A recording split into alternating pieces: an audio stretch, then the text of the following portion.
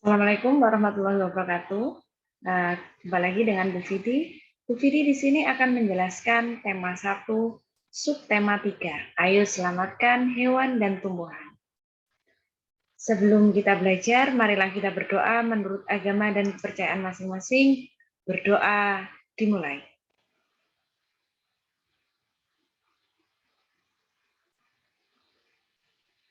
Berdoa selesai. Semoga apa yang akan kita pelajari hari ini bisa kita terima dan kita manfaatkan dengan baik dalam kehidupan sehari-hari.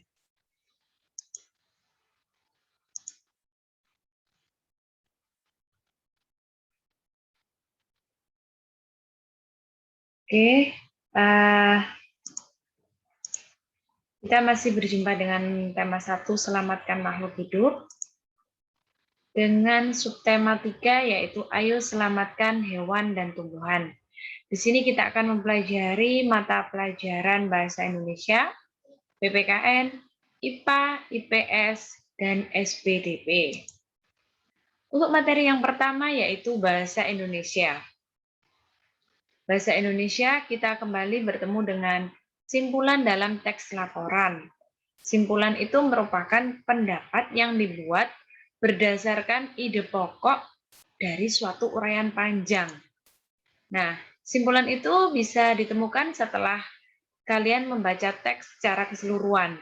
Jadi kalau belum secara menyeluruh, kalian tidak bisa menentukan simpulan dalam teks.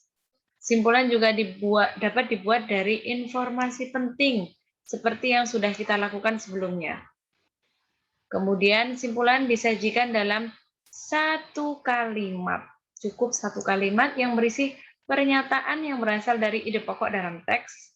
Kemudian simpulan dibuat dalam bentuk peta pikiran.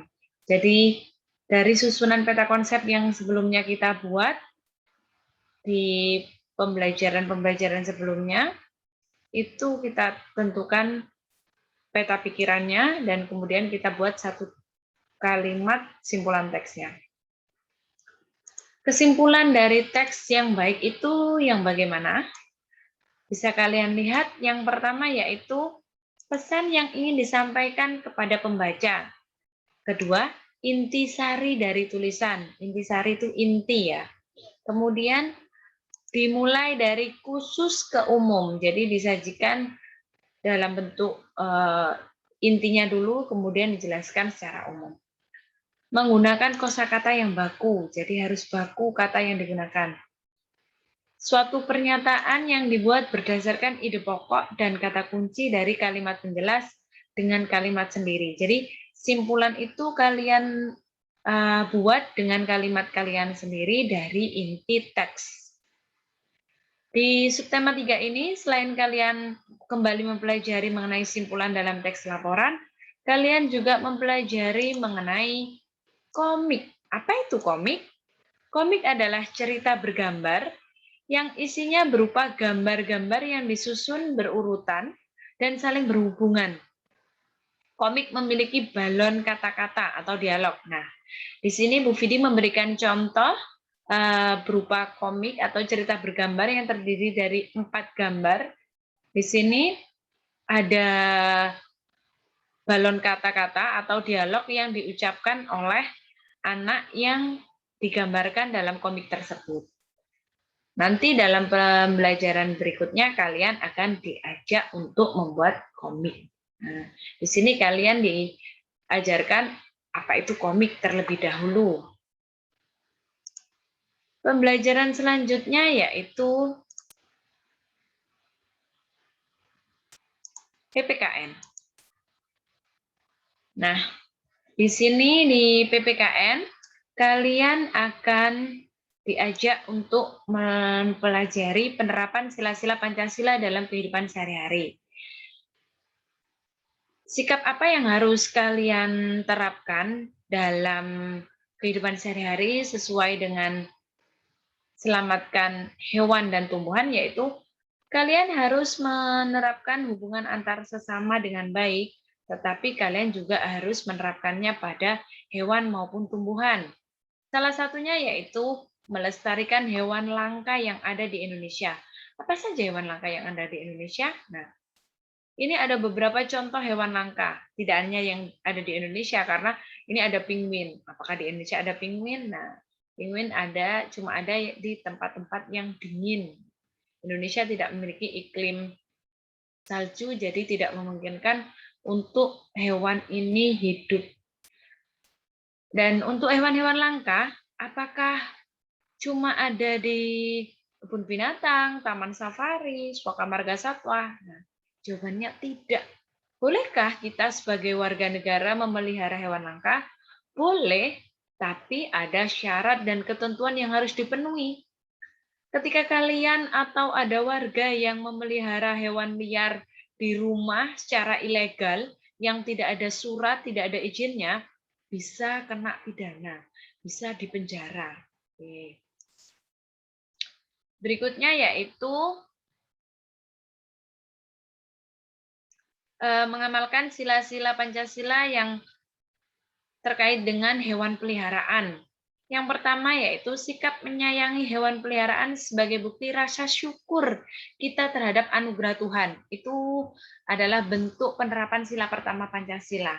Untuk sila kedua Pancasila yaitu merawat hewan peliharaan yang sakit.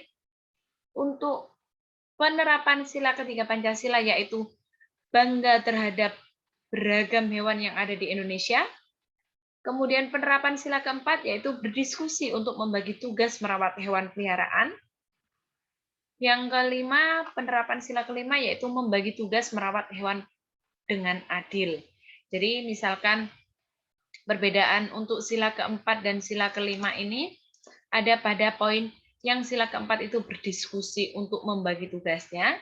Tapi kalau di sila kelima ini sudah membagi tugas. Jadi misalkan kalian dalam keluarga berdiskusi siapa yang memberi makan, siapa yang membersihkan kandang, siapa yang mengajak jalan-jalan. Nah, sedangkan di sila kelima ini sudah membagi tugas, sudah eksekusinya seperti itu.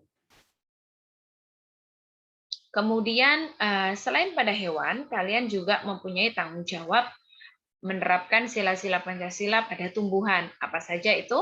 Yang pertama yaitu bersyukur kepada Tuhan atas karunia-Nya sehingga kita dapat memanfaatkan berbagai tumbuhan.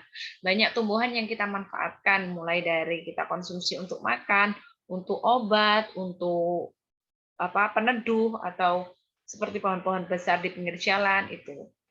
Kemudian yaitu yang kedua merawat tumbuhan dengan baik. Yang ketiga bangga terhadap berbagai tumbuhan langka yang ada di Indonesia. Yang keempat, bersama-sama menjaga kelestarian tumbuhan di sekitar kita. Nah, itu bagian dari penerapan sila-sila dalam Pancasila dalam hal menyelamatkan hewan dan tumbuhan. Pembelajaran berikutnya yaitu pembelajaran IPA mengenai pelestarian hewan dan pelestarian tumbuhan.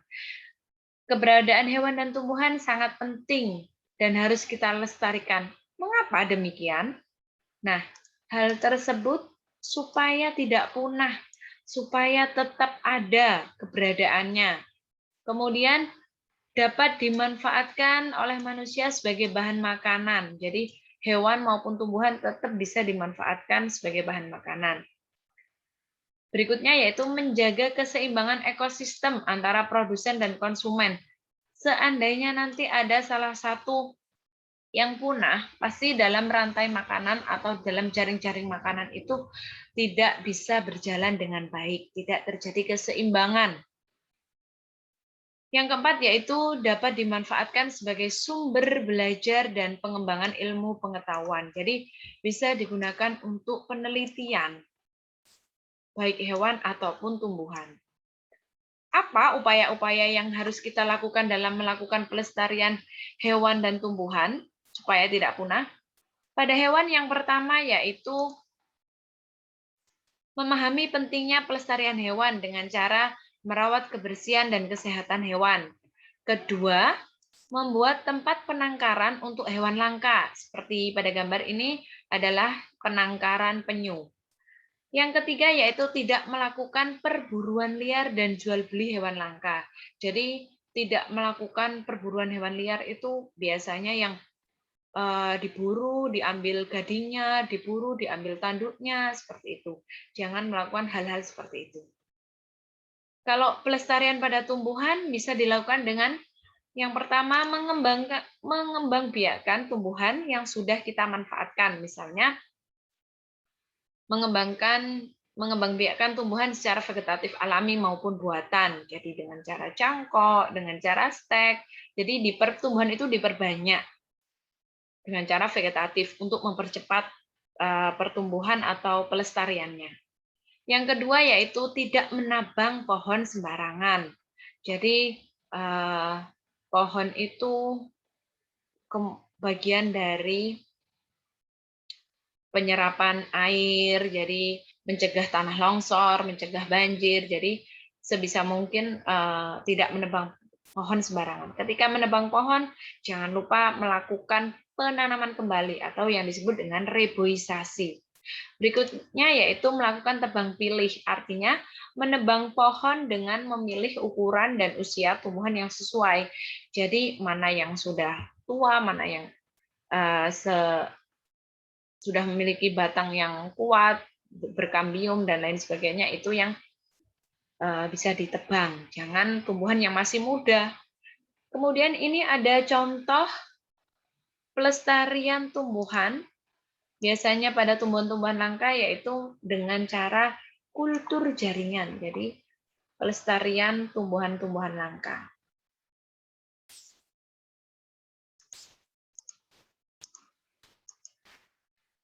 Materi berikutnya yaitu IPS, Ilmu Pengetahuan Sosial. Di sini kita akan mempelajari mengenai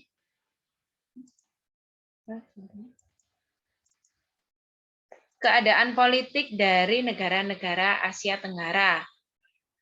Setiap negara di kawasan Asia Tenggara memiliki kehidupan politik. Politik yang dimaksud mencakup bentuk pemerintahan dan sejarah negara, berdirinya negara tersebut. Yang pertama yaitu negara Indonesia. Ibu kotanya yaitu DKI Jakarta, kepala negaranya presiden, kepala pemerintahan presiden, hari kemerdekaannya 17 Agustus 1945, bahasa resminya Indonesia, lagu kebangsaan Indonesia Raya, mata uangnya rupiah. Lambang negara Indonesia adalah burung Garuda. Dasar negara Indonesia adalah Pancasila. Setiap sila Pancasila memiliki nilai-nilai yang diamalkan dalam kehidupan sehari-hari. Indonesia mempunyai semboyan Bhinneka Tunggal Ika yang artinya berbeda-beda tetapi tetap satu jua. Berikutnya yaitu Malaysia, ibu kota Kuala Lumpur, kepala negaranya yang di Pertuan Agung, kepala pemerintahannya Perdana Menteri, hari kemerdekaannya 31 Agustus 1957, bahasa resminya bahasa Melayu, lagu kebangsaannya Negaraku, mata uang ringgit. Malaysia merupakan negara kerajaan berbentuk federasi, kepala negaranya yaitu Sultan yang di Pertuan Agung, yang dipilih bergantian dengan masa jabatan selama 5 tahun. Pemerintahan dijalankan oleh Perdana Menteri yang dibantu oleh parlemen. Malaysia diberikan kemerdekaan oleh Inggris pada tanggal 31 Agustus 1957. Negara berikutnya yaitu Singapura. Ibu kotanya Singapura, kepala negaranya presiden, kepala pemerintahan Perdana Menteri. Hari kemerdekaannya 9 Agustus 1965, bahasa resminya Melayu, Inggris, Mandarin, Tamil, lagu kebangsaannya Majulah Singapura, mata uangnya dolar Singapura. Singapura merupakan anggota negara persemakmuran.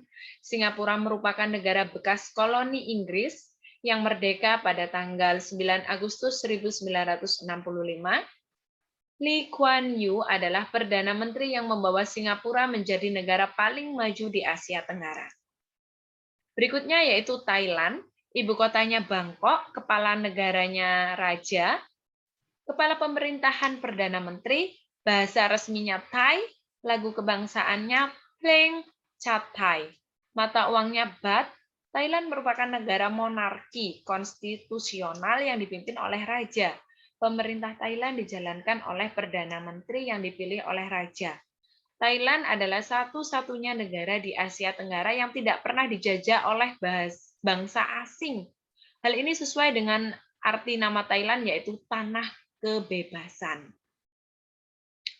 Berikutnya yaitu Filipina.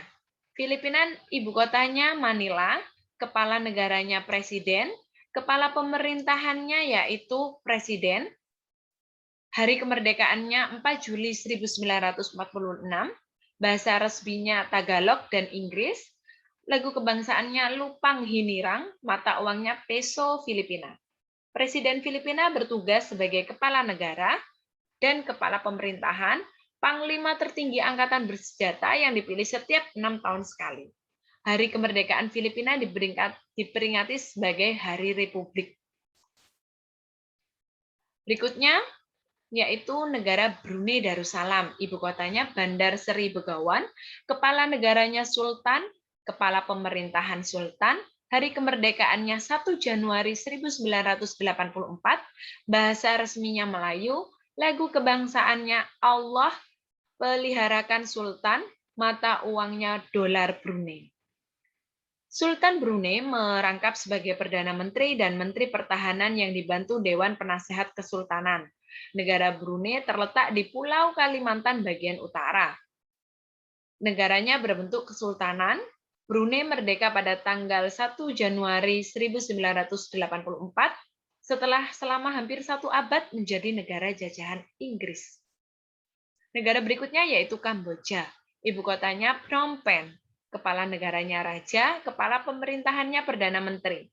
Hari kemerdekaannya 9 November 1953. Bahasa resminya Khmer, lagu kebangsaannya Nokorich, mata uangnya Riel. Pemerintah Kamboja dijalankan sebagai demokratik parlementer. Anggota majelis memiliki masa jabatan 5 tahun dan masa jabatan senat 6 tahun. Militer Kamboja dipimpin oleh Menteri Pertahanan Kerajaan Kamboja di bawah kepemimpinan Perdana Menteri. Negara berikutnya yaitu Laos, ibu kotanya Vientiane, kepala negaranya presiden, kepala pemerintahan Perdana Menteri. Hari kemerdekaan 19 Juli 1949. Bahasa resminya Laos, lagu kebangsaan Peng Hat Lao, mata uangnya Kip. Laos merupakan negara satu-satunya di Asia Tenggara yang tidak memiliki batas laut dan pantai. Bentuk negara Laos adalah republik dengan nama Republik Rakyat Demokratik Laos. Pada tahun 1893, Laos dijajah oleh Perancis. Berdasarkan Perjanjian Geneva, pada tahun 1954, Laos ditetapkan sebagai negara yang bebas dan netral. Negara berikutnya yaitu Myanmar, ibu kota Naypyidaw. Kepala negaranya presiden, kepala pemerintahannya juga presiden. Hari kemerdekaannya 4 Januari 1948. Bahasa resminya yaitu Myanmar, lagu kebangsaannya Kaba Mai Kei, mata uangnya Kyat. Dulu Myanmar dikenal dengan nama Birma. Myanmar merupakan negara berbentuk republik yang dikepalai oleh presiden. Sistem pemerintahan Myanmar adalah demokrasi parlementer. Myanmar memproklamasikan kemerdekaannya pada tanggal 4 Januari 1948. Yang terakhir yaitu Vietnam. Ibu kotanya Hanoi, kepala negaranya presiden, kepala pemerintahannya Perdana Menteri. Hari kemerdekaannya pada 2 September 1945. Bahasa resminya Vietnam, lagu kebangsaannya Tin Quan Cha, mata uangnya Dong. Negara Vietnam berbentuk republik dengan nama Republik Sosialis Vietnam. Presiden Vietnam merupakan kepala negara sekaligus kepala militer Vietnam.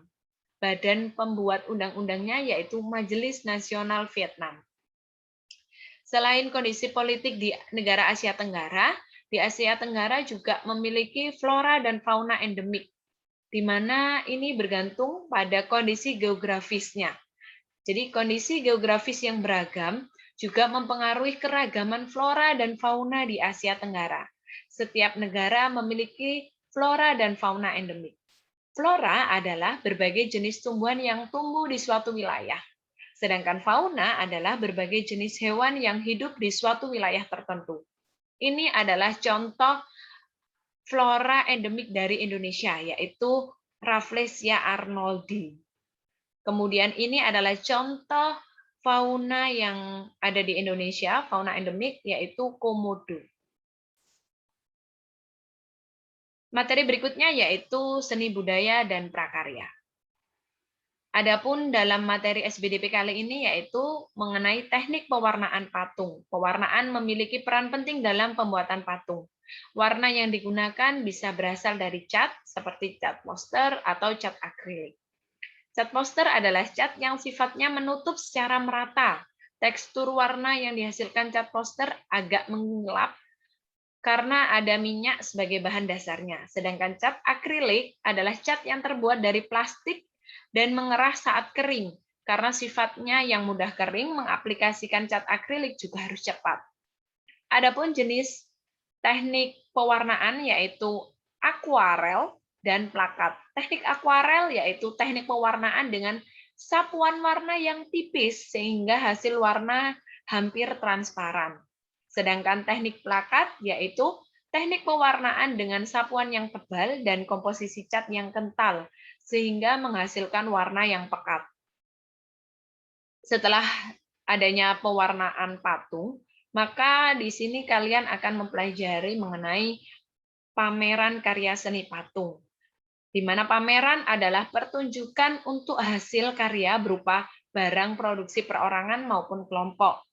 Tujuan dari pameran yaitu untuk memperkenalkan karya tersebut kepada orang lain. Nah, di sini ada gambar pameran karya seni patung. Nah, demikian materi tema 1, subtema 1 mengenai ayo selamatkan hewan dan tumbuhan. Semoga apa yang kita pelajari hari ini bisa bermanfaat, bisa kalian terapkan dalam kehidupan sehari-hari dan dapat kalian gunakan untuk mengerjakan soal-soal yang ada di buku. Oke, selamat belajar. Semoga kalian selalu dalam keadaan sehat dan jangan lupa tetap menerapkan protokol kesehatan dimanapun kalian berada. Mari kita akhiri pembelajaran hari ini dengan berdoa. Berdoa menurut agama dan kepercayaan masing-masing. Mulai.